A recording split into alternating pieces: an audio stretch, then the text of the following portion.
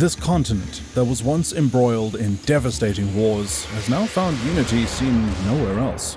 Despite being a collection of distinct countries, most of Europe often functions as a single federation. These nations share common foreign and security policies, enjoy unrestricted trade and travel, and more. All of this is because of the European Union, a union founded in 1993 that brought the continent's nations closer to each other than ever before. It was a significant milestone in the continent's history. The EU has played a significant role in making Europe what it is today.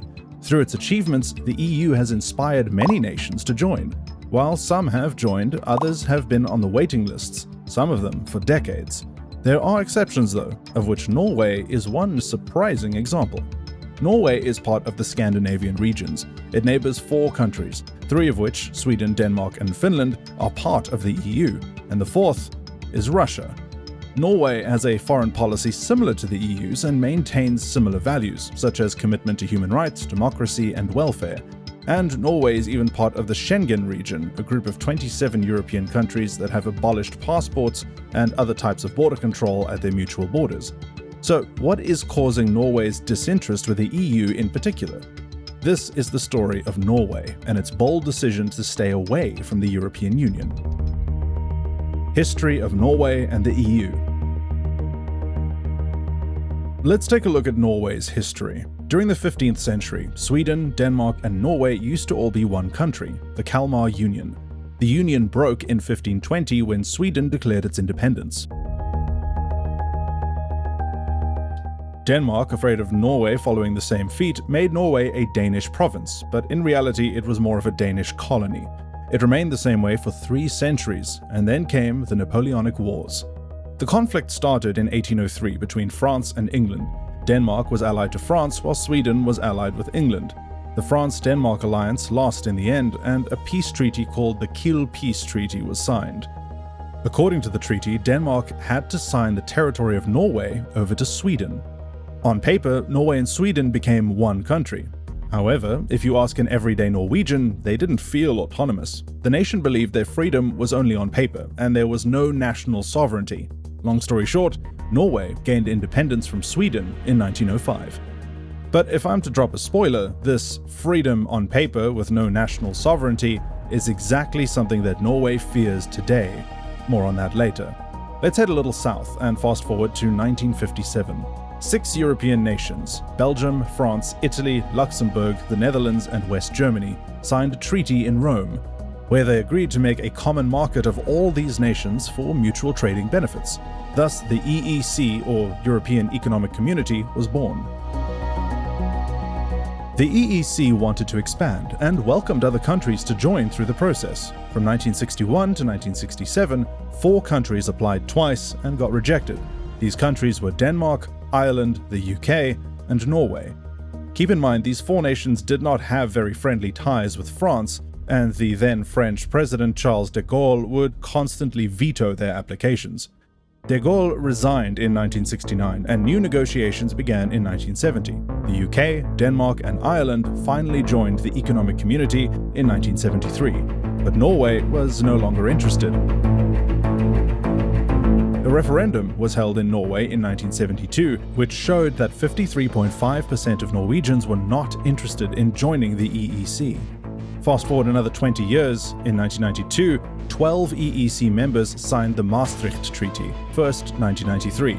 After the formation of the EU, Norway tried once again, and a referendum was held in 1994. This time, 52.2% of Norwegians rejected the idea of the European Union. 3 decades later, and nothing has changed. 3 weeks after the Russian attack on Ukraine, the poll asked Norwegians if they want to join the EU. 53% of the participants said no. Why Norway remains uninterested.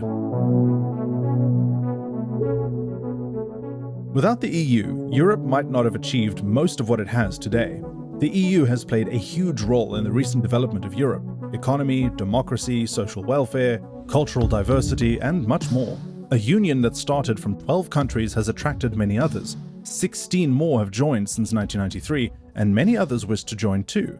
Despite all this, some nations from Western Europe with values similar to those of the EU choose not to join the Union. These countries are Iceland, Switzerland, Norway, and most recently, the UK. The UK was once part of the EU but left in 2020. We have a complete video on that. If you haven't watched it, check that out later from the description. By the way, if you haven't subscribed to our channel, be sure to subscribe and click on the bell icon for more of today's economic stories. Anyway, there are several reasons for Norway's lack of interest in the EU. Major ones include national sovereignty, the impact on its fishing industry, the potential loss of control over its oil resources, and because it's too big. Number 1. National sovereignty. National sovereignty refers to a nation's independent authority and the right to govern itself without external interference. This contradicts the EU's principles, as the EU treats this whole union as one country in some respects. Also, Norway was not a colonial power in the era of colonialism. In fact, it remained a colony of its Scandinavian neighbors for several centuries. This history has also made Norwegians reluctant to cede their independence to the European Union. Norway also feels it has a better democracy than it would have with the EU. This fear of losing independent authority is a crucial factor behind Norway's stance on the EU. However, it's not the only one. Number 2. Impact on fishing industry. Norway relies heavily on its fishing industry. In terms of total fisheries production, it ranks 9th globally, higher than any other European country. The fishing industry in Norway employs 46,000 people and accounts for 2.3% of the national GDP. If Norway were to join the EU, its fishing industry would witness a major setback. This is because of the European Union Commission's fishing policy, Common Fisheries Policy, or CFP. In some respects, the EU deals with the entire Union as a single country. One of those respects is fishing in territorial waters. The CFP ensures sustainable fishing practices and manages shared fish stocks, and since Norway wouldn't want to share its fishery stocks with the EU member states, they don't want to join. Also, the EU's CFP puts a catch limit on certain fish species, further driving Norway away from the EU. Number 3. Preserving the oil resources. Norway controls 8.12 billion barrels of oil reserves, the second highest in Europe after Russia. Norway ranks 8th in terms of oil exports and the 4th in terms of gas exports, the second highest in Europe for both.